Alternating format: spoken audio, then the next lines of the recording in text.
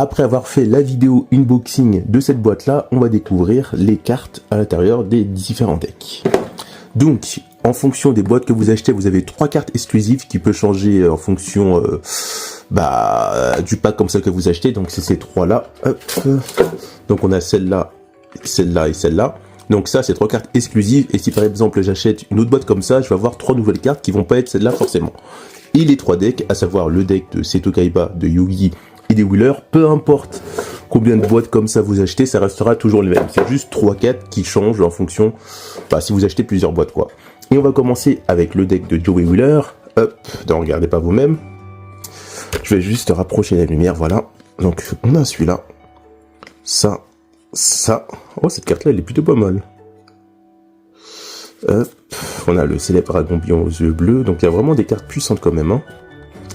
On a également celui-là, dragon flamboyant aux yeux noirs, celui-là.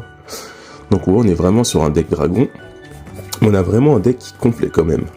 Ah lui, Jinzo, il date de fou. Hein. Donc c'est vraiment un deck de la première génération.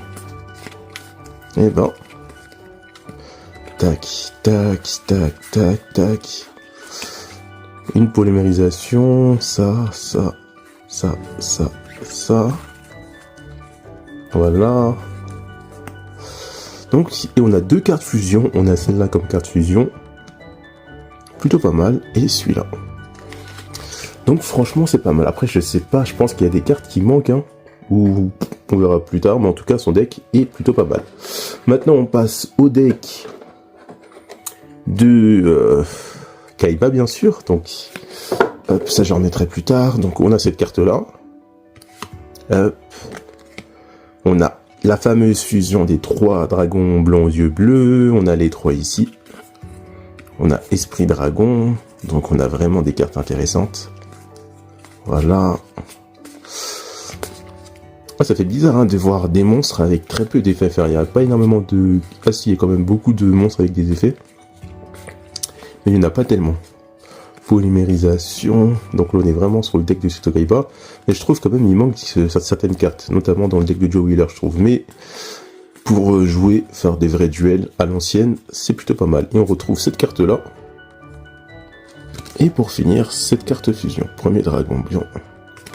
Voilà. Et pour finir, il nous reste que le deck de Yugi Muto. Qu'on va découvrir ensemble. Hop. Et voilà. Donc, je dépose cette carte-là et on commence avec Sniffer, le dragon du ciel, Obélix, les tourmenteurs, le dragon et les